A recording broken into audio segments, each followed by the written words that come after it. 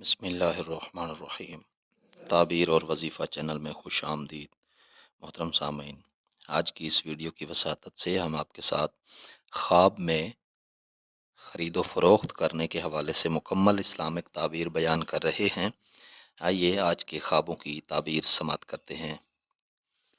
حضرت ابن سیرین رحمۃ اللہ تعالی علیہ فرماتے ہیں کہ خواب میں قرآن شریف بیچنا، اس کی تعبیر یہ ہے کہ اس کا دین یعنی خواب دیکھنے والے کا دین ذلیل و خوار ہے، اور اگر شخص خواب میں دیکھے کہ اس نے اپنا غلام فروخت کیا ہے تو اس کی تعبیر یہ ہے کہ اس کا کام اس پر تنگ ہوگا اور وہ ظالم ہوگا، اور اگر دیکھے کہ اپنی عورت کو بیچا ہے تو اس کی تعبیر یہ ہے کہ اس کی حرمت اور بزرگی زائل ہوگی اور بدنام ہوگا، لیکن اگر اس عورت کے سوا جو بیچی ہے اس کی اور عورت ہوئے تو اس کی تعبیر یہ ہے کہ پھر بہتری ہوگی۔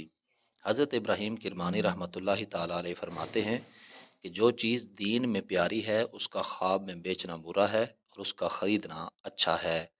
محترم سامعین، امید ہے آج کی یہ ویڈیو آپ کو ضرور پسند آئی ہوگی۔ آنے والی ویڈیو تک کے لیے اپنا اور اپنے اس چینل کا خیال رکھیے گا۔ تب تک کے لیے اللہ حافظ۔